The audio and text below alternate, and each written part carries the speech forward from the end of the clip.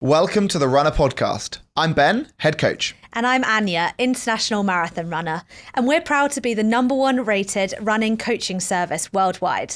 We'll be having truly insightful conversation with truly inspirational guests, as well as bringing you tips and tricks for runners of all abilities. Today on the podcast, we spoke to parkrun founder Paul Sinton-Hewitt, CBE. This really is a deep dive into where parkrun started, how it's got to where it is today, and the future of it. Enjoy the episode. Hi Paul, thanks for coming in. How are you? I'm very well. Thank you very much for having me. It's great to be here with Runna.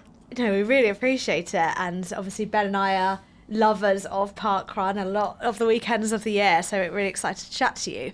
I guess we'll start at the beginning. How did running become such a big part of your life? It goes back right to the beginning, really. I think as a young person, I had a really dark upbringing. The book that I've just about to launch covers this. I'm not going to really go into it, but it's a bit tragic, really. And I think I was dealt a very bad hand. And as a result, I ended up with what I just thought were mood swings. One minute I was happy and the next minute I wasn't. And I think that that made for very complicated relationships with my brothers, my sister, with friends. I didn't really know much about how life would turn out in those early days. I just took one step ahead, and you're guided by your teachers, you're guided by whoever. But I think around teenagehood, I was at a boarding school, and I realized that I wasn't bad at running. I wasn't good, I wasn't winning, but I was there to second, third, or something. And the thing about running was that for that moment, I had my own space. It was all about me. If I really wanted to go really hard, I could, and I could kill myself, or I could just take it easy. But the point was that I had that peace, that silence, that ability to think about what was going on in my life. So I think it was high school, 800 meters, 3,000 meters cross country.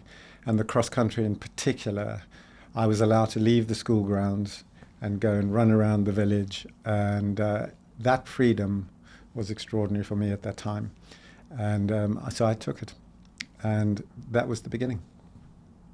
And you then ran all the way through, or you stopped? I think like most children leaving school, you think there's so much more to life, partying, girlfriends, all that sort of stuff. So there was a period when it disappeared, although I don't think I ever properly stopped. I would go for a run occasionally. Around 22, I had a young family, and I knew I needed to do something about this. So, I'd experienced the odd mood swing, and I'd go for a run, and I would feel that I would come back to a level playing field. I joined a running club, and I started to focus on road running. And the regularity of running with other people in a club and so on, I learned to become quite competitive. I learned what other people were doing. It became quite a normal thing.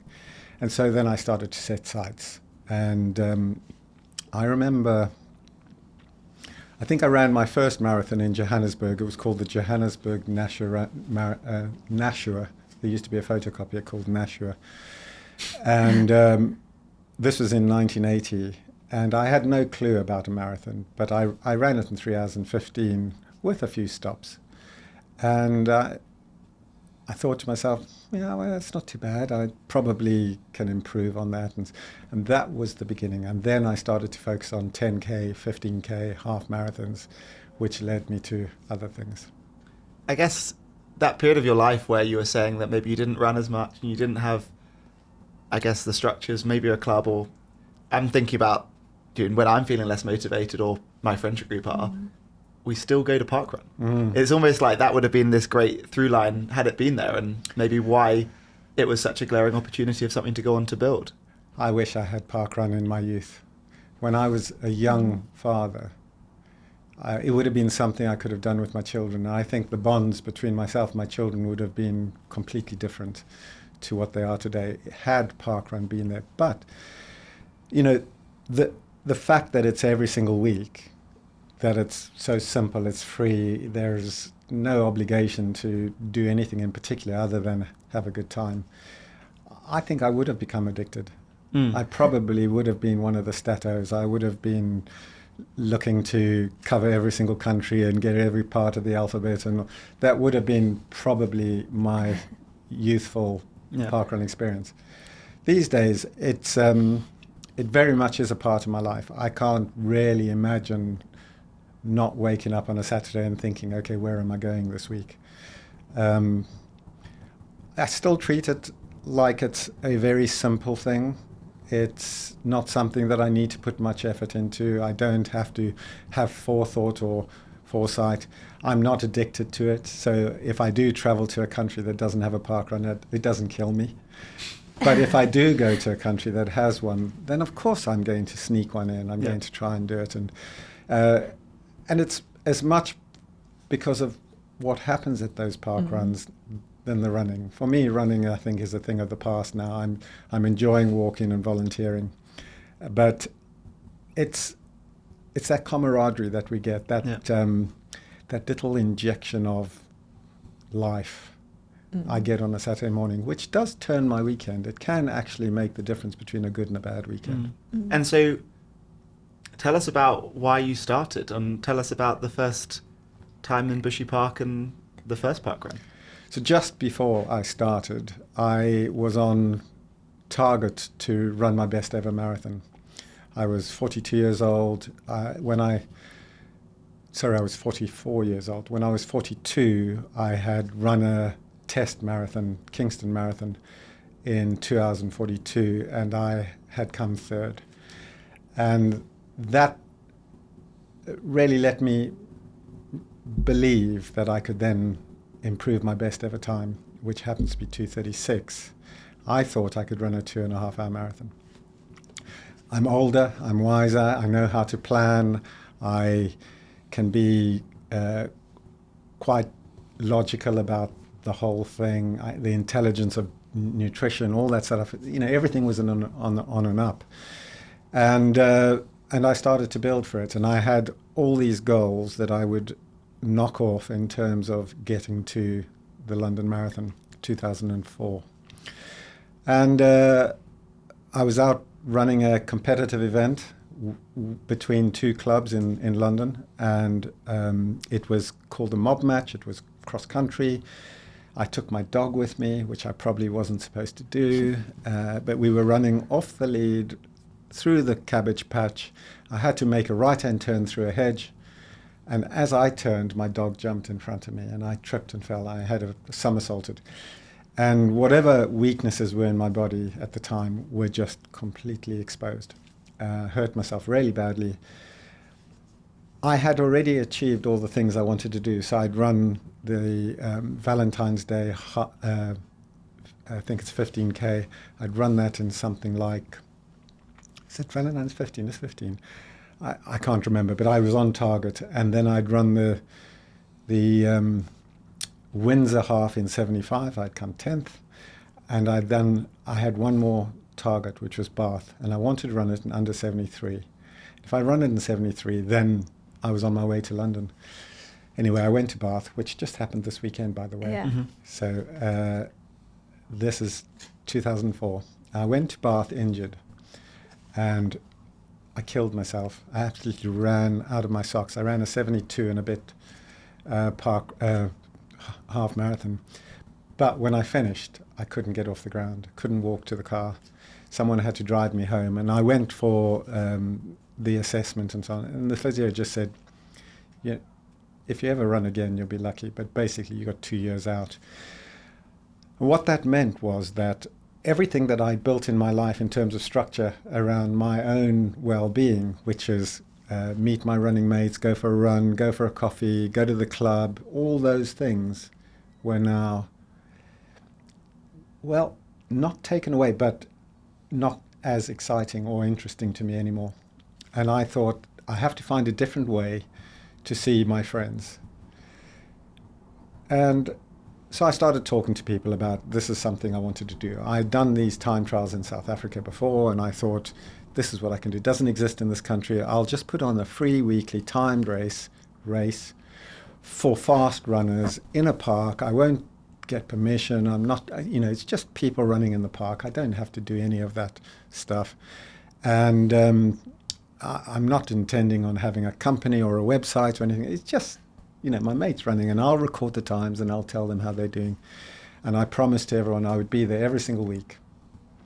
And so in October 2004, that first weekend, I had invited 2 running clubs to attend, 13 people pitched, 5 volunteers pitched, and we ran that event. And I was prepared to do everything myself.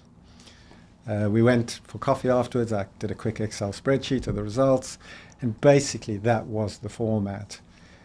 And I had promised that I would be there every single week. And so that was the promise, and that was what I was going to do.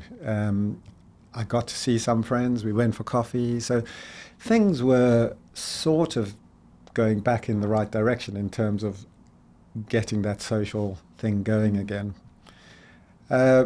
13 runners turned to 14 the next week, and then 12. And by the end of the year, we were up to about 25. Happened that Christmas was on a Saturday, and I promised I'd be there every Saturday. And so on Christmas Day and on New Year's Day that year, we started a tradition that we would always be in the park on a Saturday. And so it goes. It took a very, very long time before I did my second park run. I was convinced to do that. I didn't really want to do it. And when I had to make changes to the software to make that happen. But when I did that on that day, I realized that if I can do 2, then I can do 3. And if I can do 3, then I can do 100. So it became clear to me that the opportunity at that point, 2007, that we could then expand. It was never really in my mission to expand. I felt it very, very simple, free 5K timed run. Anybody could do it, and I wasn't looking to dominate the running scene. I wasn't looking to build a base of people that nobody else could have access to or anything like that. I wasn't trying to be competitive. I just wanted people to be enjoying what I was enjoying, which is this being outdoors, being social, and being active. And so we started to work on those principles. We started to work on how's this going to work? How can we replicate it? What would we do? We would need volunteers. So 2007 was the first time we recognized that we couldn't do this without volunteers.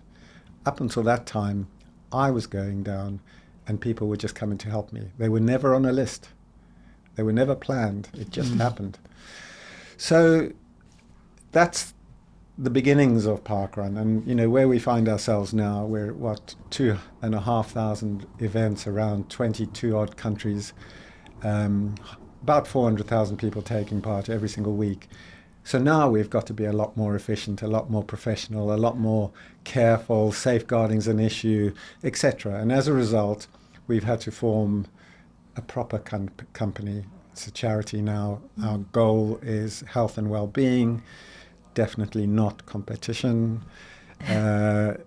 although we love it when people compete. So we're not saying parkrun is not about competition. We are saying parkrun's ethos is a health and well-being. That's our agenda. And as a result, we will give the individual all they need to make their own decisions about how they are performing. But we don't need to do that in a broad sense. I think so much of the way parkrun's grown after this small idea really is the case that the idea was so strong that it has grown because it was the formula that works, and it's not something that's needed you to build a great sales team to go and sell it. It makes the week or the weekend of the people who engage that 13, and that's transpired into now being millions of people. There are plenty of things that you take for granted right from the word go, which turn out to be absolute gems, key selling points, things that make us special. The fact that it's free, the fact that it's volunteer-led. You'd think that that's a problem. Actually, it's an absolute diamond for those communities. These people are coming out saying, I want to do something for my community. I want to do it for my friends. I want to do it for the people I know. And I want to turn my village into a healthy village. And we give them ownership and accountability. And so they're not doing it for some company. They're doing it for themselves, and they're doing it for their friends, and they're doing it for their community. And it's an absolute, such a winner. I think even then when you run past a parkrun volunteer, it's a different feeling to running past a marshal at an event where maybe they're paid, because you know that person is simply there because they are keen to help other people live a healthier, happier life. And I think like they're probably standing in the rain and cold, and they've been there from 8:30. Yeah. And I think like that's why it's synonymous just to run past and say thank you, Marshall, which isn't the voice that you hear when you go through a major marathon and run past every steward. It's a pity because those volunteers at those major marathons are volunteers too. So I've always had this thing in my heart. When I'm running down the street and I see another runner, I always want to greet them. And I have friends who've made it a mission in their life to actually catch their eye, and every single run they want to do at least 5 connected hellos. And it's the same. I mean, running is an incredible sport. It's an incredible equalizer for us all, and it does fantastic thing for community. And I think that should transcend all events, including the high-paid events, because after all, it wouldn't happen if it weren't for the fact that we came together to make it happen. Yeah. How did you navigate the rapid growth of parkrun, from it going from just a group of your mates to it being like across the country? From the start, my focus was on what I call self-service. So I acknowledged that I couldn't do it all myself, and I also acknowledged that we would never be wealthy enough to have a big team, and that the only way this would happen would be through the love and the commitment of volunteers. And we have a range of volunteers in our organization. We have those who pitch up once a year, those who pitch up every single week. Then we have what we call our ambassadors, who are the people who are pseudo-employees. They negotiate with council, they look at the course, they keep the teams happy, and they work with the team, the parkrun team. And then, of course, we have employees. The key, right from the word go, was giving them the tools so that they could do it themselves, giving them the tools which would help govern how they did it, because an absolute imperative is that parkrun needs to always be parkrun. No matter where you go in the world, that feel has to be the same. So there's certain things you can't do. You can't have a race clock. You just can't. Even if it was given to you, we would prevent them from using it because it's just not within our ethos. We could have had chip timing. I tested it 20 years ago, and it was fine. We could have rolled it out. But we decided at the time that the contract we want with our park runners is one of communication, one of social engagement. So that queue for people scanning is something we planned. It's not, we don't want to be so efficient that just doesn't happen.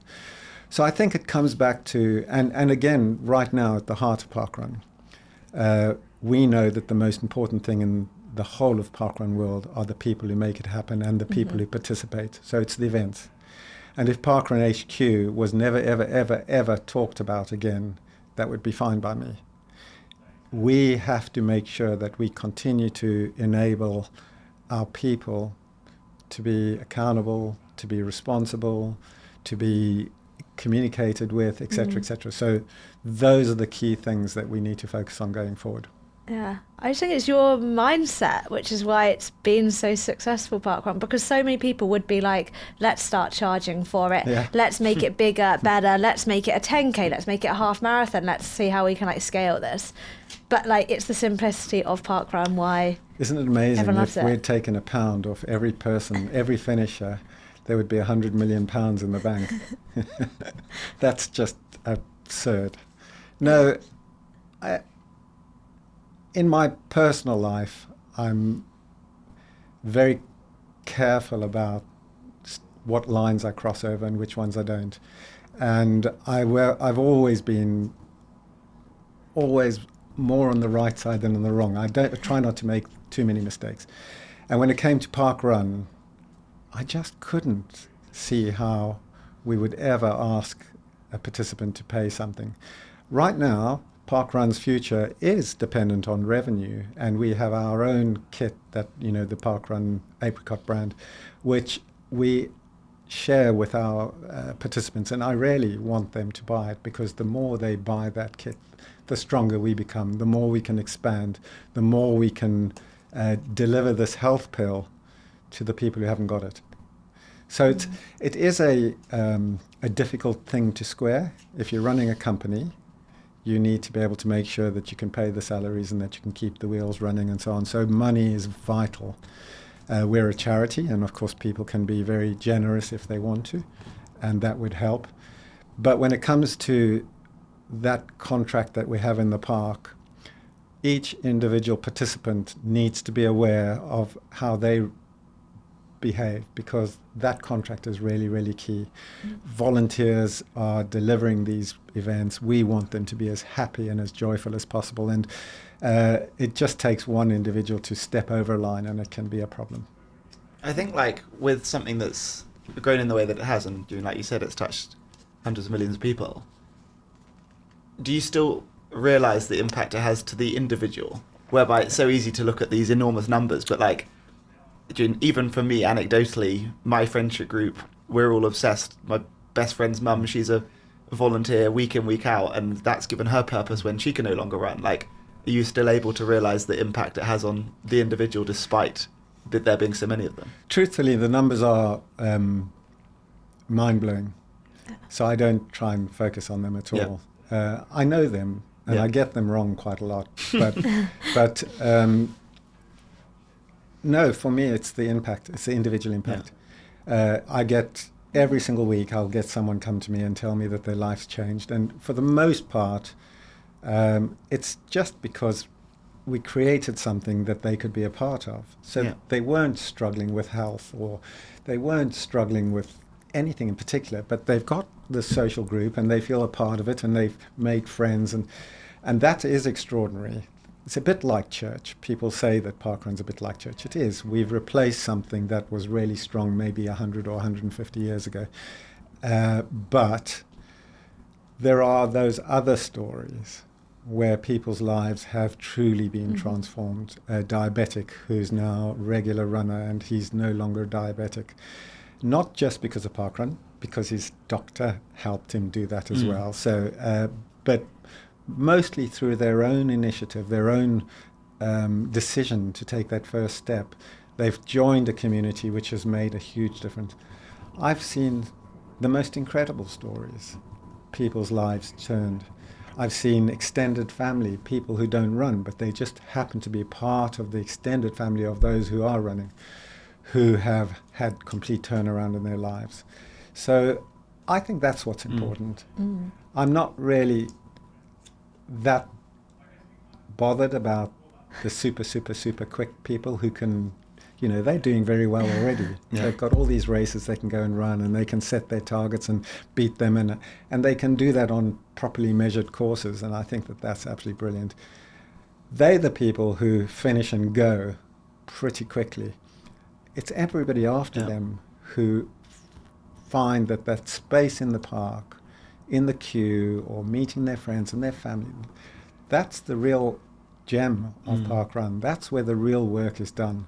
The 40-minute runner and the 50-minute runner, they are spending much more time working on their health than the 15-minute runner. Yeah. Well, I think there's such a big part of running, which is that it's infectious. If you run, you got to tell your friends about it, because it's not something that you can keep a secret. And I think that's what's led to the organic growth. But I think, talking about the individual, anecdotally, I went to do one of the parkruns in Brighton on the weekend before doing the Brighton half, and the announcer, before we got started, announced a special, not milestone, but I guess a special pair of attendees who had got married the day before and were celebrating their new wedding by going to parkrun, and they'd met at parkrun, which is just that is an example of two people who came along to the equivalent of your 13-person coffee, met their forever person, and now they get to share it with 300-400, I don't know how many hundred it was in the park that day, and they'll do that every week. And I think like that is one of all of these people's lives that have been affected by it, and I think that is just the power of everything that you said, it's social lovely. and endorphins and exercise. Equally, we're at the other end of life for some people, and I've been to somebody's funeral last week who was an event director for many, many years, and our fellow who started the very first parkrun in Brighton, he died last week, and we're going to his wake as well. But it'll be filled with love, and it'll be filled with parkrun. These are all extraordinary people, and they're all making their mark, and they're leaving their legacy, and that's what the world should be like. I do think the analogy to church is a really interesting one, because I think the race director is probably, like you said, 50 years ago, maybe the pastor or the vicar who would have been in your local church, and it probably is the same status you get in the community, which is that they are doing a role model and someone that genuinely helps people, but the thing in the middle of it is not an old building and a Bible, it's outside and go running. Exactly. Brilliant. And you got a CBE. You were recognised for making this impact in the community and helping like grassroots sports. Well, one, can you tell us about that? And two, I think, it is so amazing because so many people grow up without like athletics being a big part of their upbringing, but they just see parkrun as this like constant every weekend. And I do think it must have brought so many people into the sport who just didn't know about it before. Yeah, and extraordinary. So I didn't ever start this journey thinking that there would ever be any kind of plaudits. I really just wanted to do it for myself and my friends. So when the CBE came along, I couldn't really believe it. My wife was away in Mallorca on one of these training trips, and I was sat at my desk doing parkrun stuff, and a letter arrived, and it looked different to most letters, and so I didn't think much. But a day or so later, I opened it, and then I read it, and I thought, oh my God, this is an honor. And I didn't even read it properly. I just read it was an honor, and I thought, my wife is she's not an anti-royalist, but she's not a royalist, and I thought, what do I do? Anyway, before I could even discuss it with her, I signed the letter and posted it back, accepting the award. It is extraordinary. In fact, you asked me to bring some things in, and I brought two things in to show you, and this was one of them, which is the CBE medal. Wow! And I mean, have a look. It's amazing. It just feels bizarre that I should be the recipient of such an award. It is incredible and lovely, and it's a great honor to be the recipient of it on behalf of all parkrun volunteers. It's so cool. Yeah, I think the impact, definitely is a way to quantify the impact to some extent, but I think an award like that isn't anything on that one diabetic's life that you changed, and there's tens of thousands of people in that situation, and so many others. And the nice thing about it was 2014, so 10 years in, and we're another 10 years along, and of course it's grown extraordinary, and it'll continue to do so. So we're sort of the smallest we'll ever be, and that is what mind-boggling. Yeah. You think about the millions of people whose lives can still be affected, who can still get this little health pill, and I mean that's quite something. You could make something as big as religion.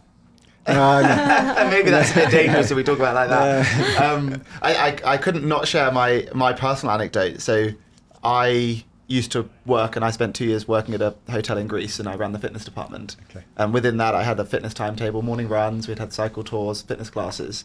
And I realised that I was missing out on parkrun. So I set up not a parkrun. Okay. It wasn't a parkrun, but it was Saturday morning, 9 a.m, and it was 5K. Fantastic. And I would cycle with a big flamingo 2.5K from the hotel, and I'd put it on a lamppost, like a post that I could put it on. It didn't blow away, and then everyone would set off from a crack in the road, and they would run to the flamingo, around the flamingo and back, and I'd time them with I think I never got more than about 12 guests on the hotel, but I did that every week. And the funny thing is, one of the guests, Katie, who stayed at the hotel, she is now a parkrun director. She lives in Switzerland, but there's no parkruns in Switzerland, so she drives over the border to Germany and really? will set up a park run as the race director in Germany every week. And I think like the connection there is, I fell in love with it in London. Couldn't leave it alone when I'm living at this remote island in Greece, and now that's that effect, and that will give this health pill to a few people. Many park runs started that way, so it's. I think we have an obligation to help people like you who are in that situation to get it off the ground. Obviously, there are all sorts of constraints, but if we can help you to do that, then we should. Well, there's all the what's left behind is a segment on Strava that I've made. There you go. So if anyone goes to the Levant Hotel in Rhodes, there's a parkrun 5K segment on Strava. Fantastic. But I think the challenge that I knew when I was running the hotel there was that the parkrun would have to be year round. And this hotel's only open 8 months of the year. Yep. So I knew it would never become an official parkrun. That's why our Iceland parkrun stopped, because it couldn't see it through the winter. Because it's pitch black in the winter. Yeah. One stat I'd love to call out before we maybe move on to the second half of the podcast, but am I right in thinking that every year the average time that people finish their parkrun in gets slower? Yeah. And that's an amazing statistic, but why do you care so much about that? Well, what it means is that more and more people are finding their way into walking or running. And it's not specifically about fast people. We love fast people, and they're all very welcome. But what we're doing, it's a bit like a pyramid, where at the very top you've got Josh Kerr and those people, but at the bottom you have the nursery school. And parkrun is the nursery school of running. So we're allowing people to come and find out whether they can actually complete 5 kilometers to begin with, and then find that they can run, and so on and so forth. And with our junior program, we're helping kids understand that running is as natural as riding a bike, or it's a tool that you've got, and they can get, and we can determine whether people are above average, and they can find their way into these elite sports and so on. So I think the fact that more and more people are coming who don't consider themselves runners at all means that more and more people are finding their way into athletics and into some form of well-being as well, and that's great. That's what it's about. Wow, that is amazing, and really a sign that parkrun is for everyone. And it is for everyone. The slower the average time, the more for everyone it is. Yeah, I mean, South Africa had a lot to do with that as well, because they were the first country to recognize walking was an important part of what we do. And so we've learned from them, and now it is regular part of parkrun is walking. Yeah. Wow, no, that is incredible. Well, we're going to segue over to Steph with our coaching tip of the week. My top tip today is for training in adverse running conditions. Whether you've got snow or ice, it's blowing a gale, there's horizontal rain, or it's baking hot, all these elements can adversely affect our running session. We can't bank on the weather being great for every run, or even on race day, so sometimes we have to just get on with it. The more that we can prepare physically and mentally, the better we'll feel on race day if something off the beaten track is thrown at us. On days like these, grab a friend for motivation, put on a good playlist, adjust your expectations, focus on the effort, and just get the session done. It will still count. Even if you haven't hit your exact pace targets, the effort will still get you faster and fitter. Thank you so much for that, Steph. I'm going to bring us back with a question sent in for Paul from one of our listeners. As someone who has made running so accessible for so many, what would you say to someone who is feeling intimidated to just start? Well, I'd love to speak to you, because there's no reason to be intimidated. I get it. Everybody knows that the hardest step of going for a run is putting your shoes on and opening that door, stepping out of the door. That's the hardest step. So that same feeling that you'll have when you just don't want to do something, or you feel it might not be for you, overcoming that is really important. Now, what I would say about how you do that is you don't have to commit to anything. You don't have to commit to finishing 5 kilometers. All you have to do is find a way to get into your local park on that morning. Then don't run, watch, see what the volunteers are doing, watch the people finishing, especially the slow runners, and you'll start to identify people just like you. And if you can see yourself in someone who's doing it, then I think you have a chance. You have a really good chance of doing it yourself. And what you'll notice is that it's really easy. It's simple. Everybody's loved. Everybody's cared for. We have people whose job it is to come last, so that there's no possibility you're ever going to be last. And yet I think you might just find yourself getting involved in a much more light-hearted way, in a much more friendly way. So you'll see. We have lots of cases where people don't want to run. They come down and volunteer, and then it takes 6, 7, 8, 9 weeks, and they think, okay, I can do it. And then they go and they do their first park run. And before you know it, they've joined a running club, they're running half marathons. It is amazing. Yeah. But your journey doesn't have to be like that. It can just be simply walking around a park on a Saturday morning, making friends, picking daisies. That's what it's about. I think what you said about going to see the finish and seeing that there's such a variety of people, but I think also seeing the way that someone feels when they finish. And I think doing like, you can imagine it, the marathon, you finish it and you see it on the telly, you see it on social media, it's this great feeling. But the feeling is the same that you see on people's faces when they finish parkrun. There's a little sprint finish that happens, there's someone pushing that pram over the line, and they all feel the same way. And I think that's also what makes it such a great thing, is that everyone is doing the same thing, whether you are doing like you were when you started it, a 2:36 marathon runner, or whether you're doing a 45 or an hour's park run, you have still pushed yourself your hardest, potentially, for 5K. I think that's right. I think that everybody's journey and everybody's goal is different.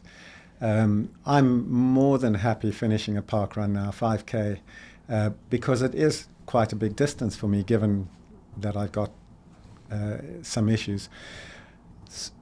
Whereas in the old days, a marathon was that target. Now 5K. And so I would say everybody has their own targets and everyone has their own demons, and achieving something that helps you overcome that is going to be euphoric.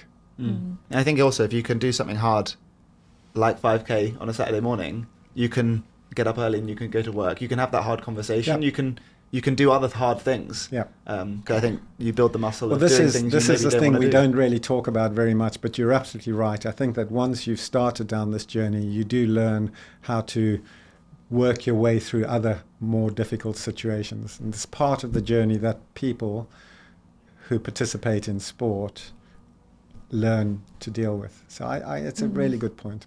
Yeah, amazing. Okay, I've got some silly this or that's for you. For both of you, really. First one. Which is your favourite? New Year's Day park run or Christmas Day park run?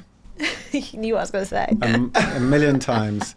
There's something extraordinary about Christmas Day park run. New Year's Day, people could be arriving thinking, okay, this is the start of a new year, and they're buoyed up and it's about getting it done.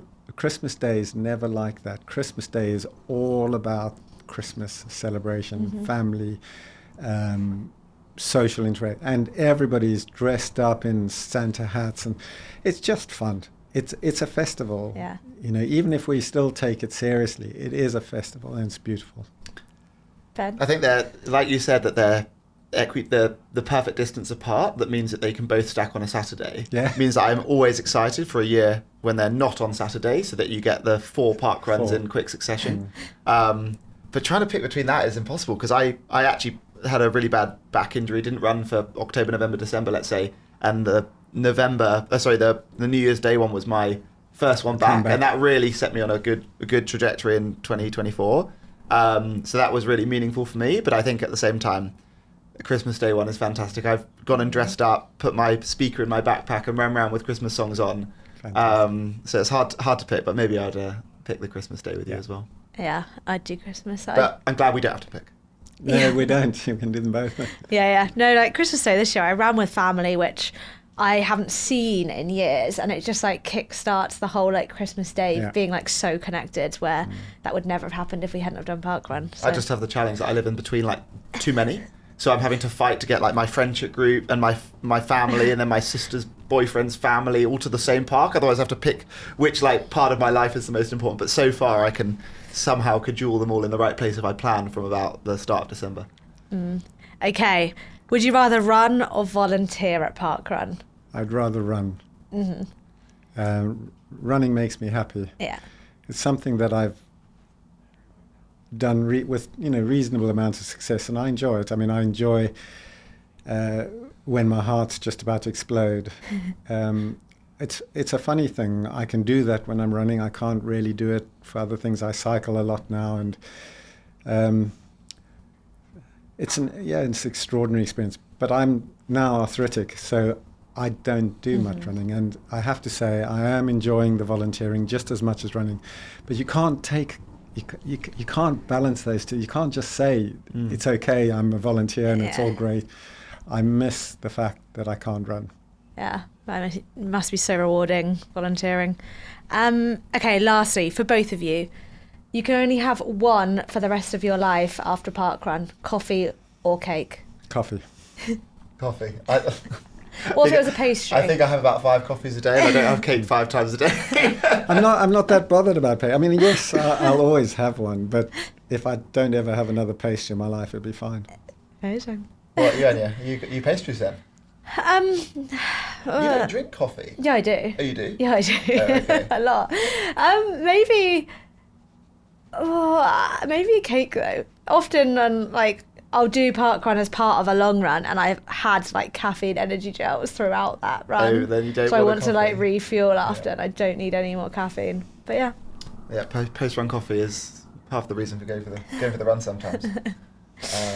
Wow, well, Paul, it's incredible to learn more about something that is such a big part of mine and so many of the people I care about's lives, and I think it is an incredible thing that you've started and built and put on a trajectory to continue to go on to change so many more people's lives. I hope you're very proud, and I look forward to Saturday morning and doing my next park run. Brilliant. Thank you for having me. It's wonderful that runner are now a partner of parkrun, and hopefully more and more people will find it easier and easier to get to that start line. Yeah, and I guess doing a through line is that parkrun is free, and that is because partly because you can make revenue from working with doing great partners, but at the same time parkrun's a charity, and anyone listening who genuinely loves it in the way that I think we all do here, you can donate to parkrun, and would really encourage people to do so, and that's what allows us all to get the experience that we get every week.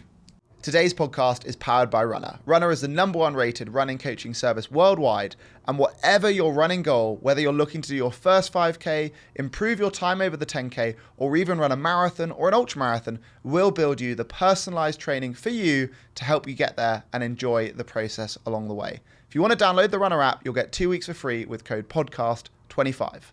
And if you're already a Runna customer, you can head to the premium offers section where we've got a 15% off discount for you off any of our Runna merchandise. And if you enjoyed today's episode, please like, share, subscribe. And if you loved it, give us a 5-star rating. And we'll be back next week with another inspiring guest. See you then.